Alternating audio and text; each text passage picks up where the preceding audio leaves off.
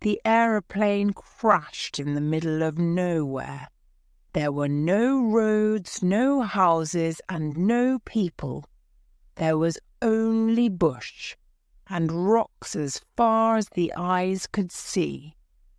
Only 2 children survived the crash. The aeroplane was on fire. The girl pulled her small brother away from it. "Run, Pete!" she shouted. "Quick!" They ran through the bush as fast as they could.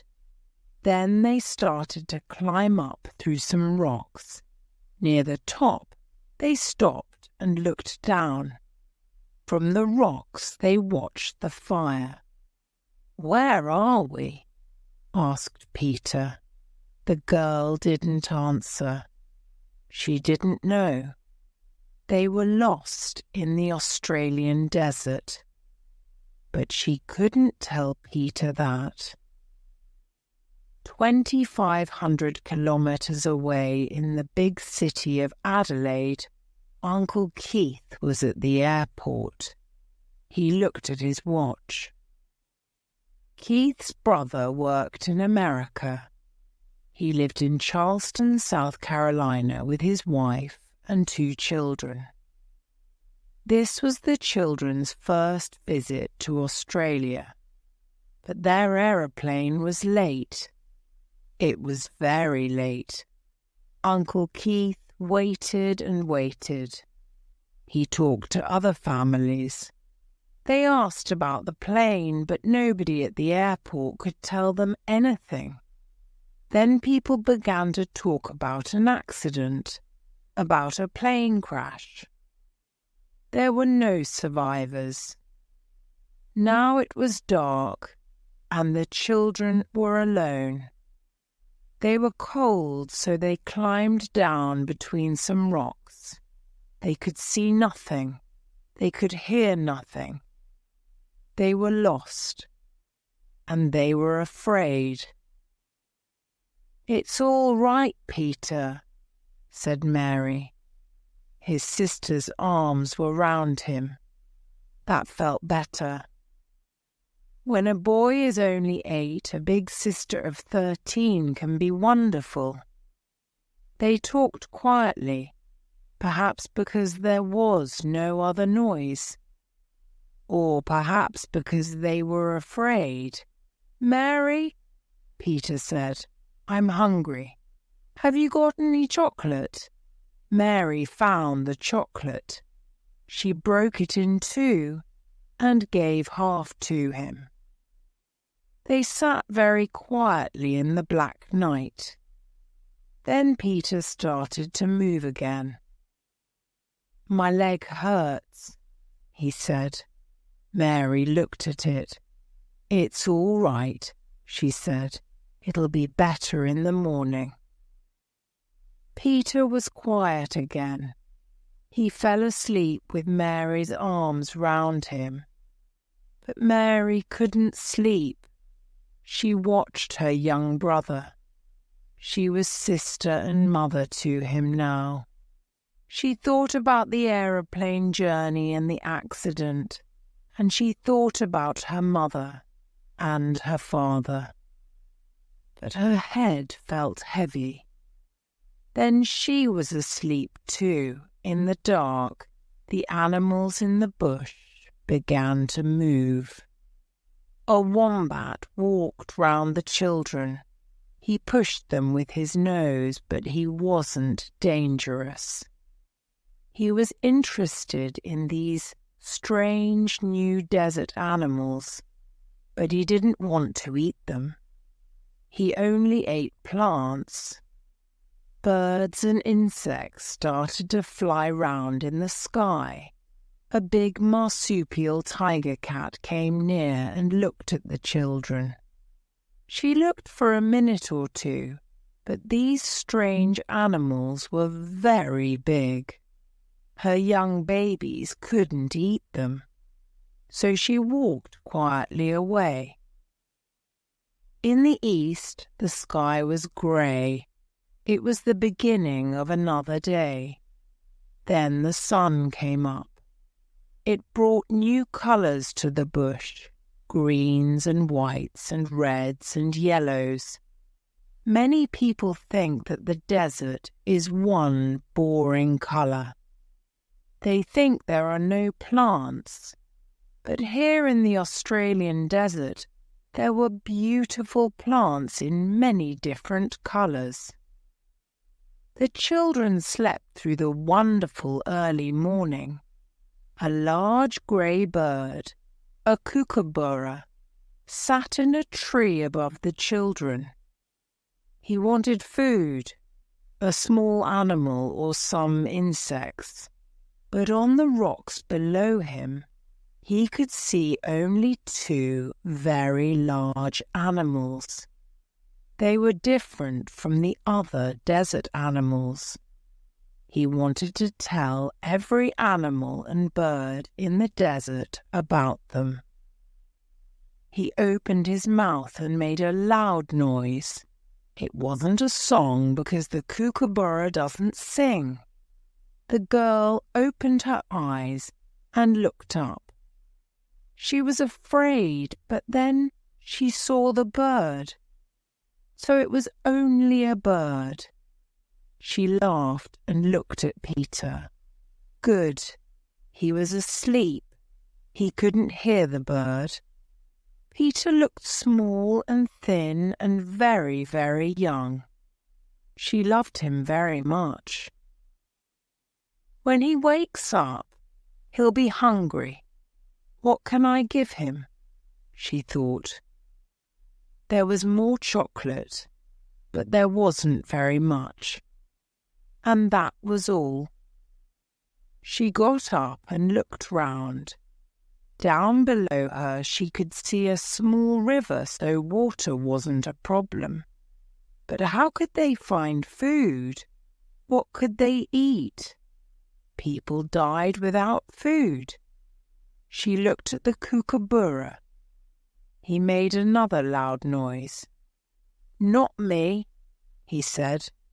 Then he flew away, up into the sky. There were other birds, big white cockatoos in the trees and smaller birds near the river, on the rocks and in the water. They played happily. Mary felt hot, and her dress was dirty. She wanted to go down there and swim with them. She looked round her. Peter was asleep. There were no other people there in the bush with them. Nobody could see her. She undressed and went down to the river. The green water was wonderful and clean. She laughed and played. She swam under the water so the birds could see only her long hair. She was happy again. It was now warm and sunny and light. Her brother heard the sound of water and opened his eyes. Where am I? For a minute he was lost. He wasn't in his bedroom. He wasn't in an aeroplane. Then he saw Mary in the river. Hi, Mary, he shouted. I'm coming too. He climbed down to the river quickly. He threw off his clothes and jumped off a rock into the middle of the river. Peter, what are you doing? You can't swim. She swam to him and pulled him to the rocks. There she helped him out of the water. I can swim, he said. Okay, she said, but not in the middle. Stay near the rocks. He jumped into the river again, but this time he stayed near the rocks. Mary watched him for a minute. Then she remembered. She had no clothes on. She got out of the river onto the rocks and put her dress on quickly. Peter looked up at her. Your dress is wet, he said. "Why didn't you get dry first? Come out now, Peter, and put your clothes on." Mary pulled him out of the water and dried him with his shirt. Then she helped him dress. He was happy after his swim. "I'm hungry," he said. "What can we eat?" "Here's some chocolate." Mary gave the chocolate to him. Peter looked at it. "It's very small." "Is that all?" "Yes, that's all," said Mary sadly. Peter ate the chocolate quickly, and then he ran away from her. He started to play in the rocks. He doesn't understand the problems. That's good, thought Mary. But there were a lot of questions in her head. What can we do next? Where can we go? How can we find Uncle Keith? She had no answers. "Mary, Mary," Peter shouted, "come quickly." She climbed over the rocks to him.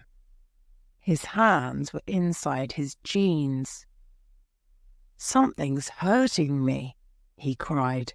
Mary pulled down Peter's jeans and looked at his legs. There were a lot of insects all over them, and there were more insects on the ground.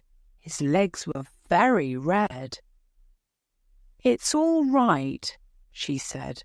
"They're only ants." "My legs really hurt," he cried. She pushed him away from the insects. "Okay, Peter, now sit down." She pulled off his trousers and hit the ants on his legs. "Ow!" he cried loudly, but the insects went away quickly. "There aren't any ants now, Pete. It's all right." Peter looked at his legs. They were very red, and they hurt. He started to cry. Mary put her arms round him, and he felt better. He stopped crying for a minute, but then he started again. "What is it, Pete?" "I don't like this place, Mary. I want to go home." "We can't go home, Pete. Home is in America. How can we get across the sea?" "Then let's go to Uncle Keith's in Adelaide." Mary looked at him. "So you remember," she said. "All right, I'll take you to Uncle Keith." He stopped crying. "When? Now?" "Yes," she said. "Now. We'll walk to Adelaide now." Mary was only 13, but she was clever. Adelaide was in the south of Australia. It was early morning and the sun was on her left. The sun was in the east in the morning, so south was in front of them. The small river in front of them also went south. "Let's go, Peter," she said to her brother.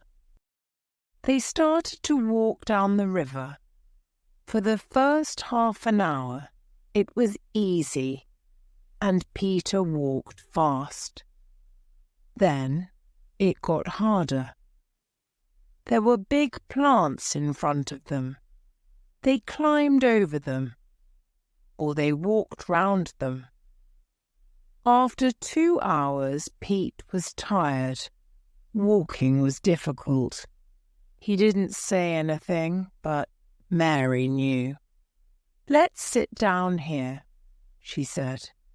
He sat near her and put his head in his hands. They said nothing. They watched the river. "I'm hungry, Mary. What are we going to eat?" "Oh, Peter, it's not lunchtime." "When will it be lunchtime?" "I'll tell you." But there were more questions. What are we going to eat for lunch? We'll find something.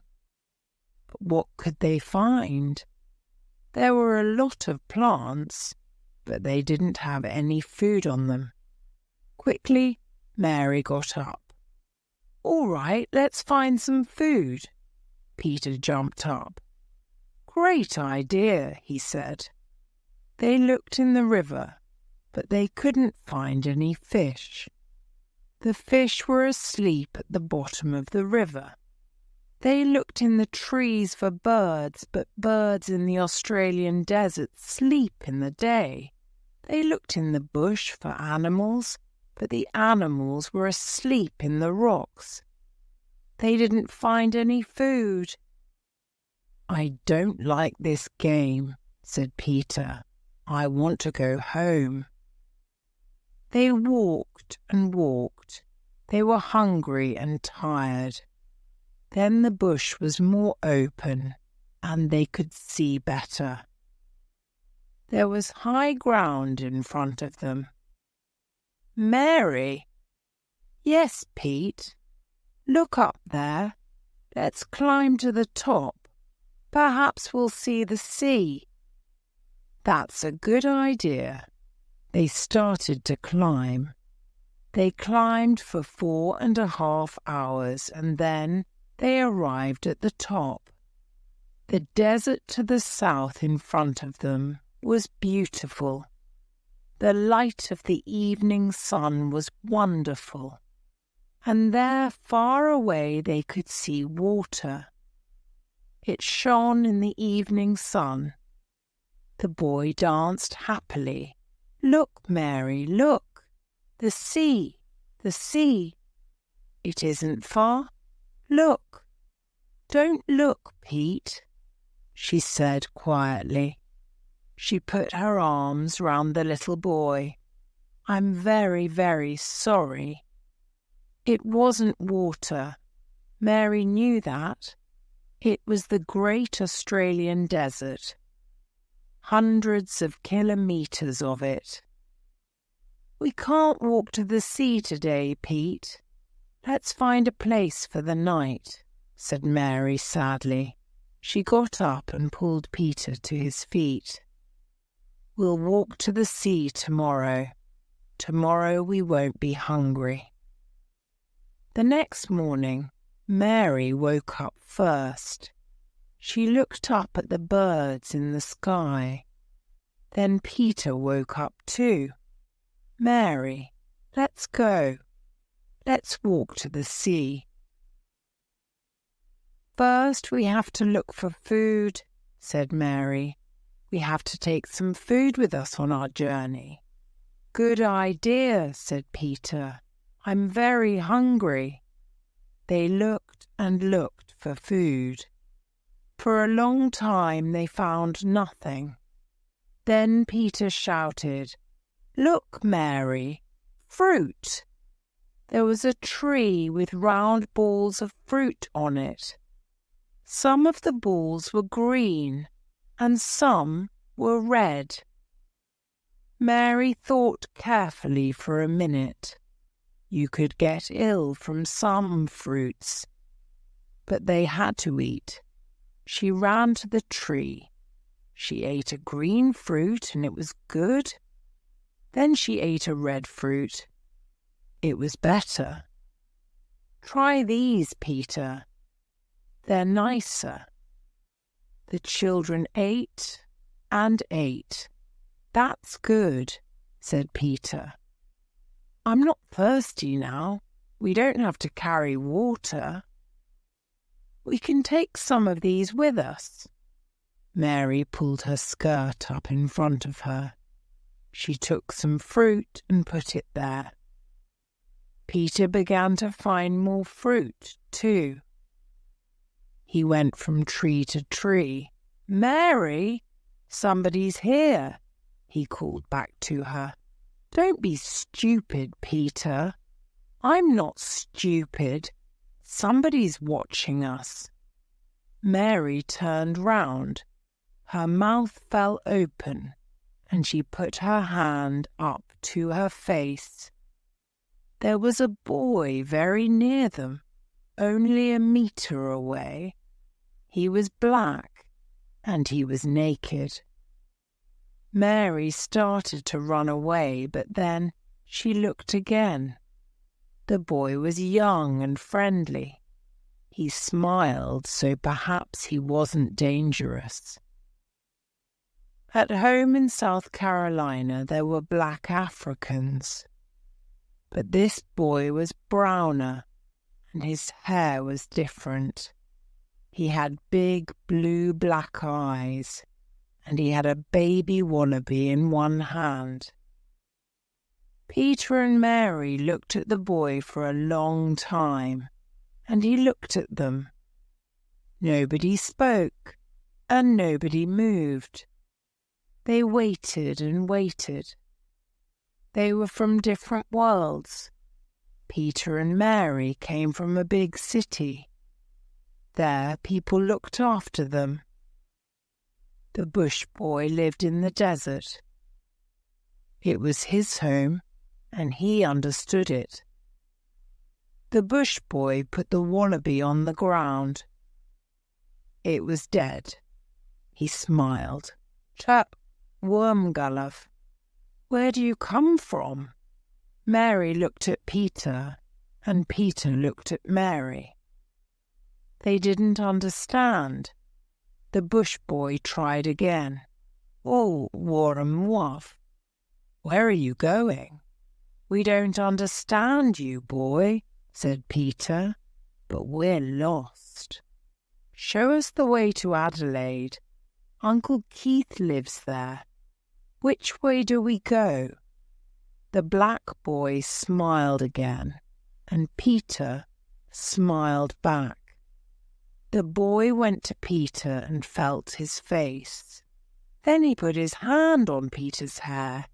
Then he felt his clothes, the shirt, and the jeans. "Those are trousers, boy. Why haven't you got any? You're naked. It's not right. Aren't there any shops here?" But the bush boy was too busy. He didn't listen. He looked at Peter's shoes. Then he turned to Mary. Mary wasn't very happy.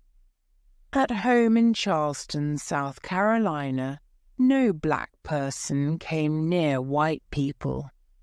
But a lot of people in Charleston had strange ideas, and this boy didn't look dangerous. So it was okay. She didn't move. The bush boy felt her face, and her arms too, and he felt her clothes. Then he looked at her carefully for a long time. Mary waited. "He'll finish, and then he'll go away," she thought. Peter waited too. First he waited quietly and watched the bush boy. Then he began to kick the ground with his feet. Suddenly his face changed colour. It went very red. He put his hand to his nose. He shut his mouth, and he made a strange noise. Mary turned round. "Peter, what are you doing?" asked Mary.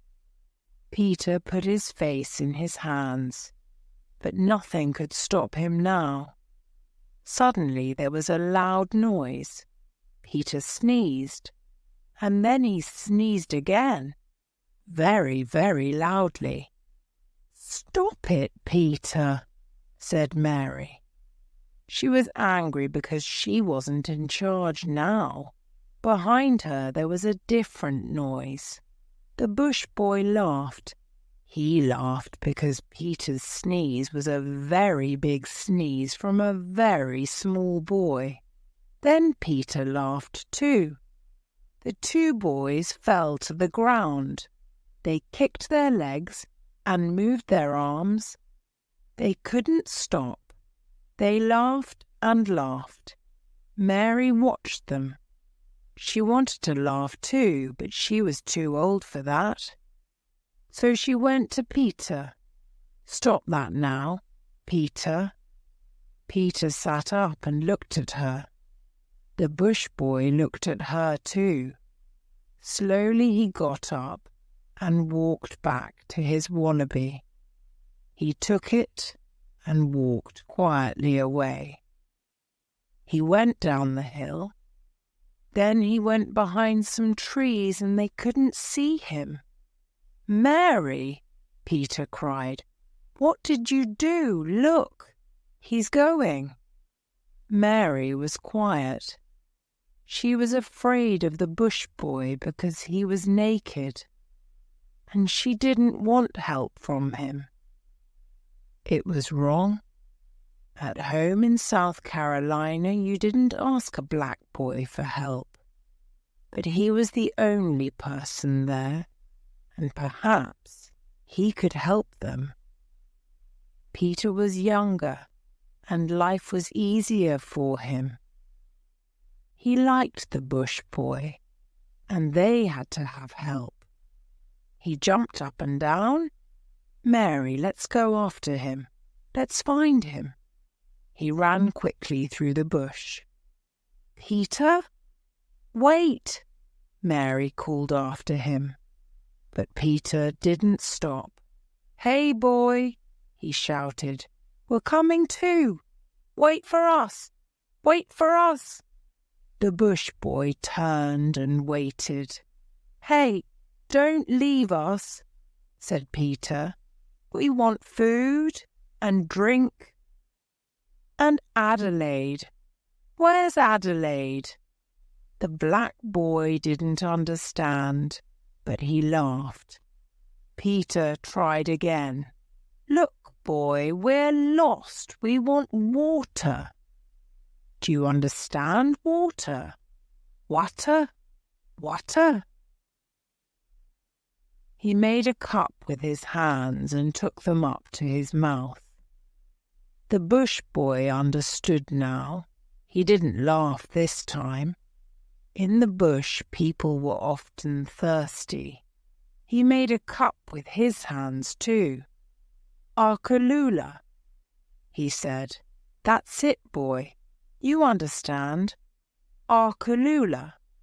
We want Arkalula. And food too." He put his hand to his face and moved his mouth. "Yamara," said the bush boy.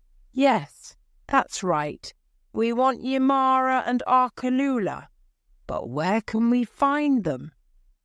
The black boy turned and walked into the bush. Then he stopped and looked back. "Kurura," he said. "Let's go," the boy called out to Mary. "Kurura, that means follow me." And he ran after the bush boy. "Kurura," he said. The bush boy walked for about an hour, and the children followed. Then they came to some very tall trees. After the strong sun in the open bush, it was quite dark. Mary and Peter couldn't see very well, and they fell again and again. But it was quiet, and nothing moved, and it wasn't as hot as the desert. The bush boy walked quickly. Hour after hour the bush boy walked, and Mary and Peter followed. The bush boy never got tired, but Peter did. "Wait for me, Mary. You're walking too fast." Mary stopped. "All right, Pete," she said to her little brother. "It'll be all right. We'll wait for you." "My legs hurt. Here, Pete, take my hand." She was happy because now she was his big sister again. Peter pulled on her hand. "I'm thirsty. I'm hungry." "Me too, Pete." Her mouth was hot and dry. "But we can't stop now. Suddenly the trees ended, and there was the desert again, kilometres and kilometres of desert, with its hot, hot sun and no water. "Kururul," said the bush boy. He left the trees and started to walk in the desert. But Mary stopped. "Where's the food? Where's the water? It's too far for us. We'll never find it." She sat down under the last tree before the desert, and Peter sat down next to her. The bush boy came back. He spoke quietly in his strange language, but they understood. "You have to follow me or you'll die. There's water. It's not far now. Look over there." With his hand he showed them some rocks and a small hill. "But that's a long way," said Mary. The desert was hot, but here under the trees it was nice. It was easier to stay here. And was the bush boy right? Was there realty water in those rocks in the middle of the desert? "Arkulula," the bush boy said again and again. Mary looked harder. It was dark round the bottom of the hill. Why? Were there bushes? Green trees and bushes. There is water there, Pete. Trees are only as green as that when there's water.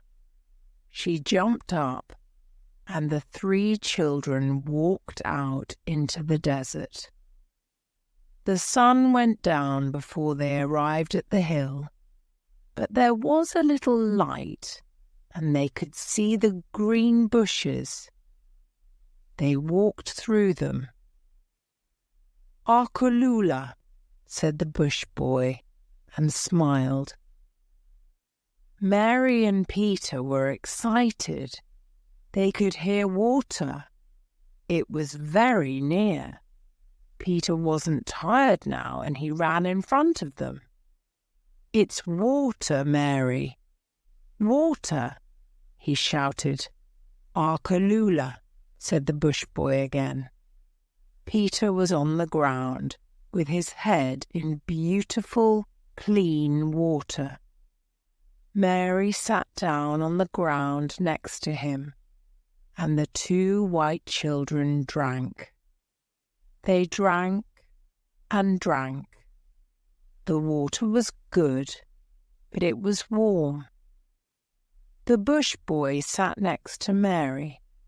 With his hands he took water from the bottom of the river. Mary did the same. Now the water was colder and better. The bush boy drank only a little. Then he stood up. He climbed up the hill and sat on a rock. He was interested in the children. He watched them carefully. They were strange. They didn't know the desert. They didn't know anything. Where were they from? Why were they here? They couldn't live alone in the desert. "I have to help them," he thought. The small boy stopped drinking and climbed up to the bush boy. The rocks were big, and it was difficult for him. The bush boy put out his hand and helped him up. Peter sat down and looked at the wallaby.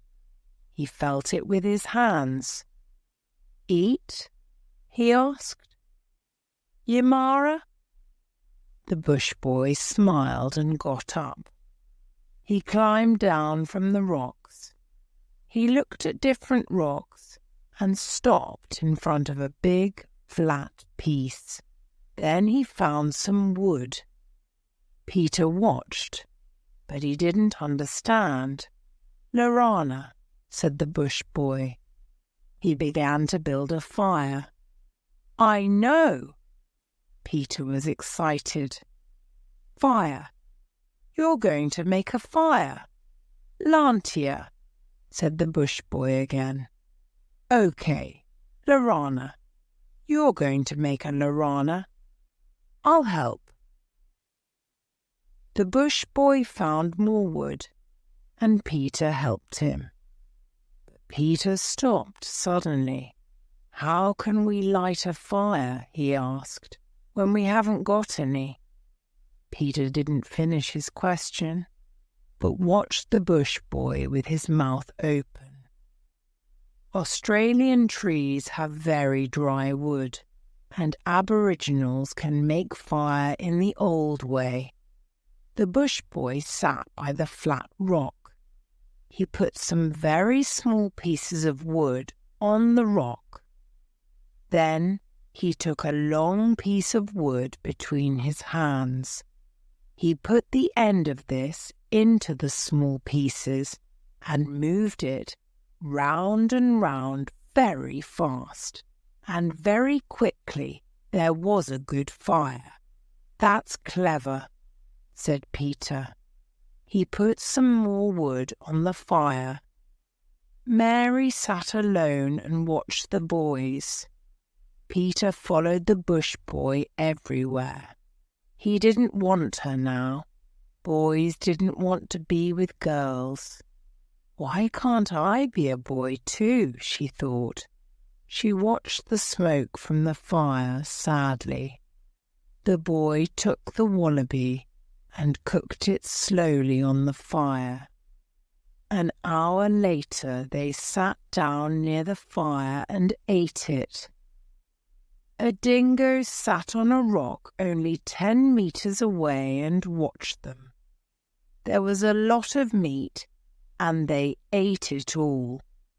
There wasn't any meat for the dingo. Now they were tired. The bush boy put some water on the fire. Then the 3 children slept. Mary woke up first before the sun was up. She watched the sky. What was up there? Another life? Life after death? Heaven? She didn't know. She looked at the naked bush boy and then looked away quickly. Why am I not a boy too? She thought. Life is easy for boys. She thought about life in the bush with the black boy. He knew the desert, and he could survive. That was good. Then Peter woke up. He sat up and looked at Mary, and then at the bush boy. How can we get to Adelaide, Mary? Will the boy take us? At home in South Carolina, she usually knew the answers to Peter's questions, but here in the bush, she didn't. I don't know, she said. Perhaps he doesn't know Adelaide, and how can we ask him? We don't speak his language. There were other questions about the boy in Mary's head too. Why was he alone in the desert? Where was his family? What was best for her and Peter? She didn't have any answers. Let's wait and see, she said to Peter. I'm not in charge now, she thought, and then she felt better. She closed her eyes and fell asleep again. She woke up after about 2 hours. Half asleep, she could hear the boys.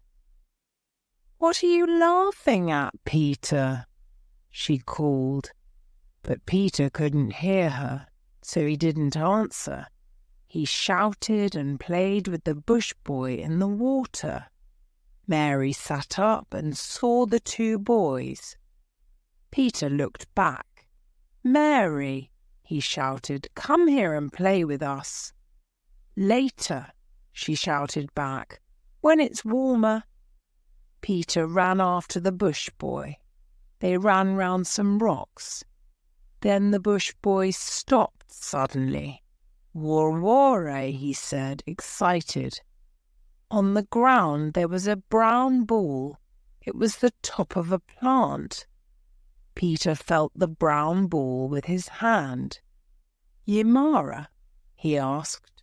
The bush boy smiled. Yes, it was food. He pulled the strange plant out of the ground. The bottom of the plant, under the ground, was green, and there was also a pretty flower. The bush boy was happy. It was good food. They ran into the desert and looked for other war-wara. Mary waited alone. Then she went down to the river. She swam and played in the water. Half an hour later she heard the boys. They were back. She got out of the water quickly and put on her dress. The boys had 20 or 30 war-worn in their arms. But now Peter was naked too. "Pete, where are your clothes?" "Oh, Mary, stop being big sister. Do this, do that." "Peter," she said, "come here." She had her brother's trousers in her hands. "Oh, Mary, it's too hot. I don't want any clothes." "Put them on," she said. Peter wasn't happy, but he went to Mary. He looked at her. "Okay," he said, "I'll wear the trousers, but not the shirt." Later they found wood and made a fire. The bush boy taught Peter to move the big piece of wood fast on the small pieces. Peter tried very hard. It took a long time, but in the end the fire was red. "It's easy," Peter shouted happily. They cooked the war-worn and they were very good. Mary watched the black boy. He was clean and strong. That was good. But why was he naked? Where were his clothes? She didn't understand. Everything was different in her world in South Carolina. After the food, they felt good. Peter put his hands on his stomach. It was very big now, and he started to laugh. The bush boy laughed and put his hands on his stomach too. Then he stood up and started to do an Aboriginal dance. First it was slow, but then it was faster and faster. And then it was stranger and stranger. He danced round and round the fire. Then he stopped in front of Mary. He looked at her, and she looked at him. Nobody moved. Mary was suddenly afraid, and her eyes were wide open. The bush boy's eyes were wide open too. He wasn't afraid, but for the first time he saw a girl. Mary was a girl, a lubra. She wasn't the same as Peter. Then the boy saw something in the girl's eyes. It was dark and strange. She was afraid. To him that could mean only one thing. The girl saw death. His death. For the bush boy and for his tribe, there was a life plan. You were born, and then you walked with your tribe. After that, you walked alone, on your walkabout. Then you were a man, and you lived with a woman. And after that, you died. It never changed. That was life. Now the bush boy walked alone. He was on his walkabout. He had to live in the desert alone for 6 months. He had to find food and water. He had to kill animals and find fruit on the trees. Every day was dangerous for him. After his walkabout, he was a man. But the girl could see his death, so there was no future for him. Everything was different for him now. He stood in the middle of the desert. I'm going to die, he thought. He was very cold, but he wasn't afraid. Peter looked at the older children. Hey boy, dance again. I like that. Then he stood up and started to do an Aboriginal dance. The other two didn't move. They didn't speak. It was very strange. Peter didn't understand. Hey, Mary, what's happening? He took Mary's hand, and then he began to cry. The bush boy looked at him, so Peter could see his death too. He turned and slowly walked into the desert. The children watched him. Mary's face was white. Peter was afraid. Mary, he's leaving. What'll we do? He cried. He ran into the desert after the bush boy. Hey boy, stop! Come back! Come back! The bush boy didn't hear or didn't listen, but Peter ran after him. Don't go, he shouted again. The bush boy stopped and put his hands on Peter's head. He pushed him away and started to walk again, but Peter followed him. Don't go, he said again and again. The bush boy stopped. He turned round and looked at Peter. When Peter sees my death in my eyes, he'll run away, he thought. Then I can go. But Peter took the bush boy's hand.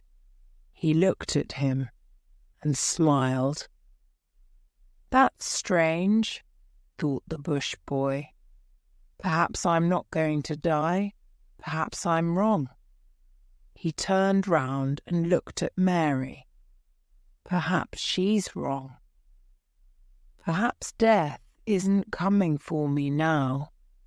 Perhaps it's on its way to other tribes. He walked back to Mary, but she moved away. She was afraid. He saw it in her eyes. So I am going to die, he thought. Perhaps not today, not tomorrow, and not the next day, but before the rains come. The bush boy thought about the two children. They didn't know the desert, and they couldn't find food without him. They'll die too, he thought. Then he had an idea. He had to take the children to the rivers under the mountains. That was the end of his walkabout, and a good place for them. There was water and food. There were white people not far from there too. How much time did they have? Not much, perhaps. They had to go quickly. He put out the fire and took the Wara in his arms. Kurura, he said. He walked into the desert. Peter followed, but Mary didn't move. Then she got up. Where's he going? I hope he knows, she thought, and she started to follow too. They walked in the desert for a long time, up and down, over big rocks and across dry rivers. They went through tall trees and thick plants. It was hot and dirty, but the colours were beautiful.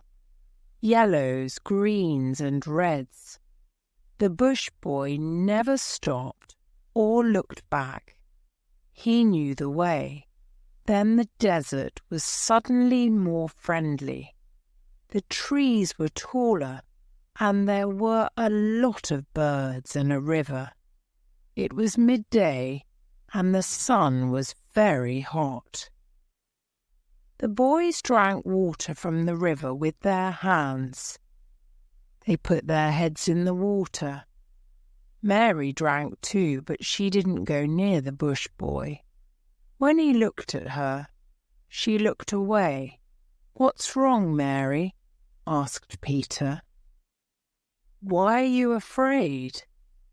Mary didn't move, and she didn't say anything. Peter didn't understand, but Mary was strange sometimes. Girls were often strange. He went to the bush boy and sat next to him. They ate the wanvora. Peter gave some to Mary, and she ate them too. "What's wrong, Mary?"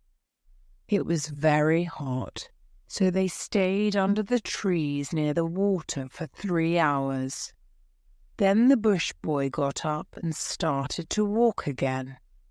He usually walked 45 kilometres in a day, but Peter got tired quickly, so they only walked 25. On the way, the bush boy killed a big bustard, and they ate it for dinner. Then they felt sleepy. That night it was cold, but the rocks stayed warm from the sun. So each child found a big, flat rock. But Mary couldn't sleep. "Peter." "Yes?" "Come and sleep next to me, please." "Why?" "I'm cold." "Okay." He fell asleep next to her, but Mary watched the bush boy. "I won't close my eyes. I'll watch him all night," she thought. But she was very tired, and of course she fell asleep. The bush boy didn't sleep. Hour after hour he stood there on the rocks. He looked out at the desert. He didn't move, and he didn't make any noise. The children walked the next day and the next day and the day after that. They stopped for 3 hours at midday when the sun was very hot. They found food plants, fish and small animals. They made fires and cooked their food. They swam in rivers and they slept on rocks or under trees. Peter talked to the bush boy. He learnt more of the bush boy's language. He showed him a rock. "What do you call this?" he asked. "Garsha," answered the bush boy. "Garsha, Garsha," repeated Peter. On the 4th day it was very dry and they didn't find any water. Peter walked slowly. He didn't feel very well. Then he sneezed. The bush boy began to laugh again. He remembered Peter's first sneeze. Peter sneezed again.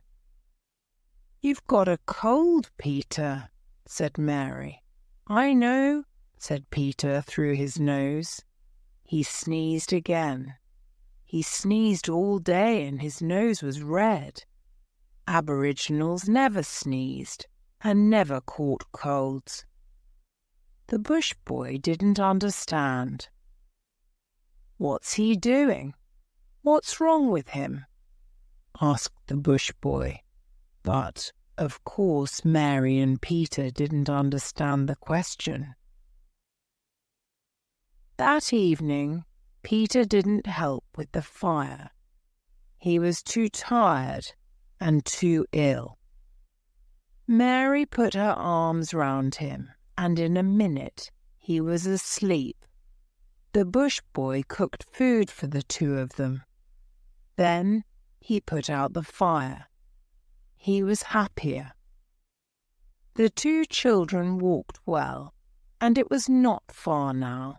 He found a place to sleep, but suddenly he sneezed. He put his hand to his face. It felt hot. That was very strange. Perhaps he was ill too. In the morning, Peter felt better. He got up and looked for the bush boy. He saw him in the rocks and went down to him. The bush boy stood near some water. He had a large round rock in his hands. He looked at Peter and smiled. "Yarawaf," he said, excited. Peter looked. There were a lot of fish in the water. "Is that Yarawaf?" he asked. There were thousands of little fish. They swam very fast. "Yarawa," said the bush boy again. "But how can you catch them?" asked Peter. The bush boy smiled again. He threw his rock into the water as hard as he could. The rock hit the water with a loud noise. The water came up round the two boys and over them too. But on the top of the water, Peter saw the fish. Now they didn't move. "Are they dead?" he asked. But of course they weren't. The bush boy jumped into the water. He took a lot of the fish and threw them onto the dry rocks. Then he climbed out of the water. He hit the fish on the head with a rock. He gave some fish to Peter, and he carried the other fish. They took them to Mary and cooked them for breakfast. They couldn't eat them all, so they carried some for their dinner later. That evening, they sat round the fire and ate yarawa. Then the bush boy suddenly got up and started to dance. He danced round the fire. He danced very fast. Then suddenly, in the middle of his dance, he sneezed. He sneezed again and again. He felt weak and ill, so he sat down. He put his hand to his face, and it was hot and wet. But he also felt very cold, and now he was afraid. "This is the end," he thought. "I'm going to die now." Peter and Mary watched the bush boy. "What's he doing?" asked Peter. "I don't know," said Mary. "It's very strange. Perhaps he caught your cold." Later, when it was dark, Peter and Mary slept. But the bush boy stood on the rocks and looked out at the desert again for a long time. The fire was warm and he tried to sleep near it, but he sneezed often and he was very cold. He couldn't get warm. In the morning, he didn't make a fire and there wasn't any breakfast. "Mary, is he ill?" asked Peter. "No, he's not ill," answered Mary, but she didn't really know. Peter went to the bush boy. "Hey boy, are you okay? Let's go. Adelaide, remember? We have to go to Adelaide." The bush boy stood up slowly. Yes, Peter was right. They had to leave. They walked all morning. Nobody said a word. They stopped for lunch, and the bush boy found some eggs. 14 big birds' eggs. The children cooked and ate them. The bush boy didn't eat. Then they were thirsty, but there wasn't any water. The bush boy was tired and weak. He didn't move for a long time. Then he got up and started to walk again. The bush boy looked out at the desert for a long time. That night, Peter and Mary found wood for the fire. Next morning, Peter woke first. He walked down the rocks to the river and had a good swim. He climbed back to the others. "I'm going for a swim too," said Mary. "Can you start a fire, Pete?" "Yes, of course." Peter walked to some trees and began to find wood for the fire. Mary had a long, long swim. The bush boy woke up alone. He felt very weak. "I'm going to die," he thought. "But first, I have to ask the children for help. It's very important. They're my friends, but they don't understand. So I have to teach them about death in my tribe." He heard Mary in the river below and walked down to her. She was in the water and she was naked, without her strange clothes. He watched her long hair in the water. It was very beautiful. Suddenly, Mary looked up and saw him. She was very afraid. She moved away and she found a small rock. "I can throw this at him," she thought. "Go away," she shouted. The bush boy didn't understand and he came nearer. "Stay there. Don't come nearer." He saw hate in her eyes. "She's not a friend," he thought. "I can't talk to her. She won't help me, and the boy won't understand. He's too young. So I'll have to die alone." Slowly he turned and walked a little way into the desert. He found a sad muggerwood tree. "This is a good place," he thought. "I'll die here." And only the great red flowers of the muggerwood tree cried for him. Muggerwood tree. For Aboriginals, the muggerwood is a sad tree because its flowers are always wet and red. They say that the tree is crying. Mary went back to Peter. She started to put out the fire. "Hey," said Peter, "don't do that. We're going to have breakfast." "There isn't any breakfast." "What do you mean?" "What do you mean?" "Listen, Peter." She spoke very quietly. "There isn't any food here. Let's go." "What's wrong with you, Mary? Why do you want to go now? The boy will get us some food." "Listen, Pete. Please, let's go, you and me. We'll be okay." Peter's mouth fell open. "We can't leave the boy. He doesn't want to come, Pete." "I know he doesn't. I asked him." "You didn't," said Peter. "You can't talk the boy's language."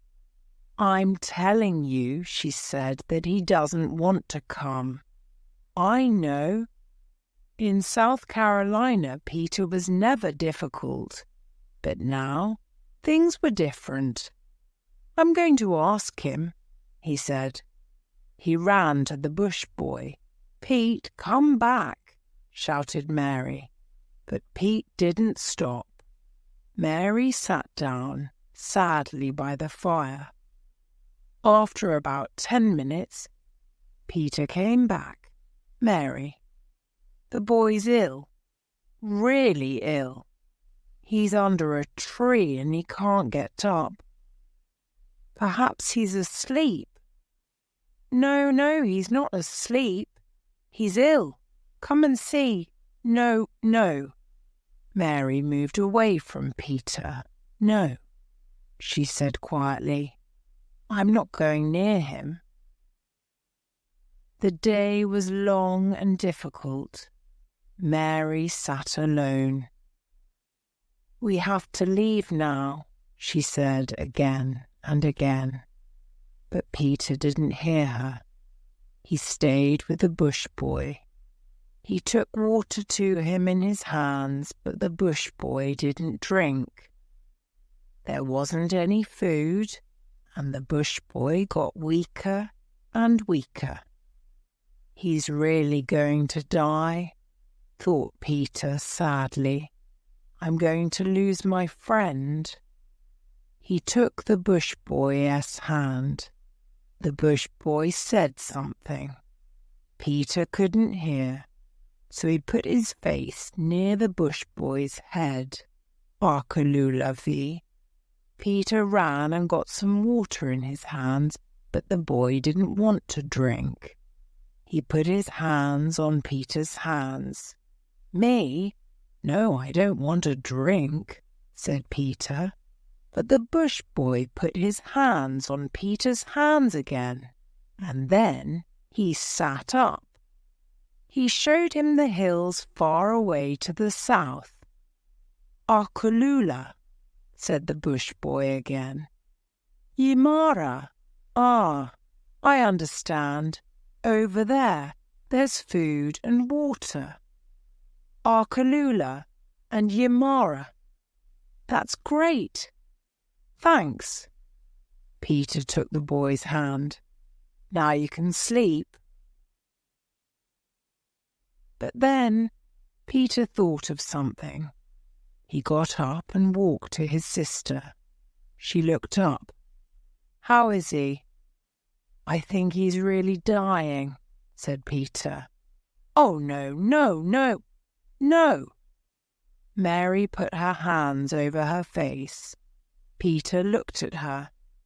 Then he remembered his question. Do you think he'll go to heaven, Mary? I mean, he doesn't go to church. So perhaps he can't go to heaven. Is he really ill, Pete? Yes. Come quickly.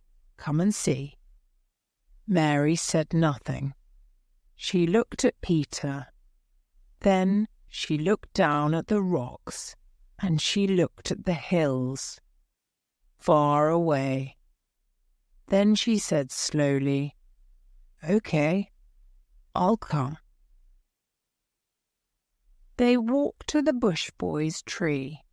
She looked into his face. You're right, Pete. He's dying. What'll we do? She sat down and took the bush boy's head in her hands. She put her hands on his face. The bush boy opened his eyes and looked at her. Then he smiled. Mary suddenly understood a lot of things for the first time. I was very stupid, thought Mary. It was too late, but she knew now. There weren't two different worlds, his world and her world. There was one world for everybody. The bush boy died early in the morning. The desert was asleep. Nothing moved. Not the animals, not the plants, not Mary. She was asleep too, next to the bush boy, and her long hair fell over his face. Mary and Peter made a bed on the ground for the dead boy.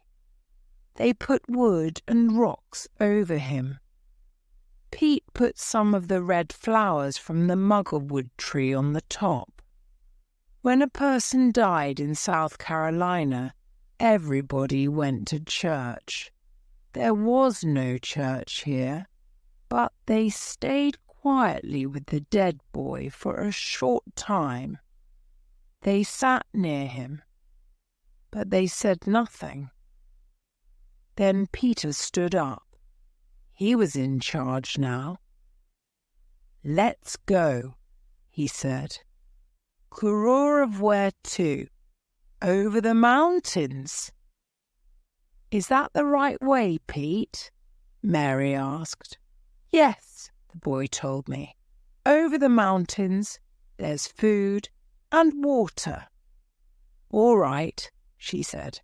"Let's go." They started to walk. They walked carefully, and they found food and water. The bush boys' lessons helped them. They knew the desert now. That night they stopped and built a fire. They sat and talked sadly about the bush boy. "Do you think he's in heaven, Mary?" "Yes. Yes, he's up there. I think he's watching us. We all live in the same world, Pete. When we die, there's only one place for all of us." Pete smiled. He looked up at the sky for a long time. Next morning, the children left early. They were in the hills now. They climbed and climbed. When they were at the top of one hill, there was always another hill behind it. The journey was difficult, and they didn't find much food. When they found water, it was often very dirty. But the desert was their home now. They too could survive there. South Carolina was far, far away. "Is this the right way?" asked Mary again. "Yes, yes," said Peter. "The boy told me, over the hills." But there were always more hills. That night they slept in the rocks, but they had no food. Then the next day, after 3 hours, they came to the last hill. They were at the top. "Look, Mary," Yamara and Arkalulav said Peter excitedly. The boy was right. At the bottom of the hill, everything was green. There was food and water below. Hand in hand, the children started to run down the mountain, to the rivers, the trees, and the green plants. The country was very beautiful. It was wonderful after their difficult life in the desert. There was food everywhere and a lot of water. There were birds in the trees and fish in the rivers. The plants and the trees had fruit on them. The children were a little afraid of the big, tall, dark trees, but then they began to play in them. Peter climbed up a tree. "This is great," he shouted to Mary, and then she climbed the tree too. They played all day and they were friends again. On the third day, they saw a koala in a tree. It was a mother koala with her baby. Pete went up into the tree. He took the baby from the mother and gave it to Mary. "There now, play with that," said Peter. The mother koala started to make strange sounds.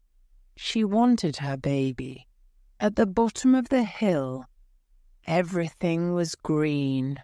"Oh, Peter, how could you do that? You bad boy." She tried to give the baby back to its mother, but it caught her dress. It pulled and pulled. Mary's dress came off and fell to the ground. "Oh, my dress," said Mary. She laughed. She felt good now with no clothes on. She was a different Mary now. "I never want to leave here," said Peter on the 6th day. The children played and played. They swam for hours in beautiful blue water. They forgot Adelaide and Uncle Keith, and they forgot their old life in South Carolina. Mary sometimes thought of home in Charleston, but not often. They were very, very happy. On the 7th day, the children found a beautiful wide river. They sat with their feet in the warm water. "Hey, look over there," said Peter. "Smoke! There's a fire." "And people," said Mary. "Yes, people. How many are there?" "3, I think. Let's make a fire too. Then they'll see us." "Okay." They found wood and built a fire. The 3 people saw the smoke. They ran down to the water and started to swim across the river to Peter and Mary. "They're coming, Pete." Mary was excited but also afraid. She didn't have any clothes now. She couldn't say hello without any clothes, not to white people. "Do you think they're white, Pete?" Peter looked carefully. "No, I think they're black. They're the same as the boy," he said. She felt better. They stood near the river and watched. They saw a family of Aboriginals, a father, a mother, and a young girl, and on the father's head there was a baby. The mother and daughter swam with food and other things on their heads. There was a dog with them too. They came near and climbed out of the water. They were friendly, and they smiled at Peter and Mary. The woman gave Mary some food. Peter played with the dog. The black people talked and talked. Mary didn't understand very much, but they talked with their hands too, and she watched carefully. "Wait a minute," thought Mary. "They're telling me something. Is that a house? Are those people? Yes, they're trying to help us." "Pete," she said, "they know we're lost. They're telling us about houses, about white people. They live over there." "But where?" "Oh, where?" Then the black man made a map on the ground. He showed her a mountain, a road, and a house. He showed her a place for the night. They could sleep there. And he showed her food and water. It was 2 days' journey. Mary looked at the map and laughed. "What's funny?" asked Peter. She showed him the map. "Look at this map. Why do we use language?" she said. A little later, the family started to walk to the river. "I think they want to go now, Pete," she said. Peter went to the black man and put out his hand. "Goodbye," he said. The black man smiled and put out his hand too. Mary also said goodbye, and the family started to swim back across the river. Mary and Peter sat near the river and watched them. Then Peter stood up. He was ready for the journey home. "Are you coming, Mary?" he asked. Mary looked round her. "Oh, Pete, I'll always remember this." "What's wrong now, Mary?" Mary started to cry. "It's really, really beautiful here." "I know," said Peter. "I'll always remember this." He looked round at everything too. Then he turned to Mary. "But we have to go, Mary. Let's go home. Kurora."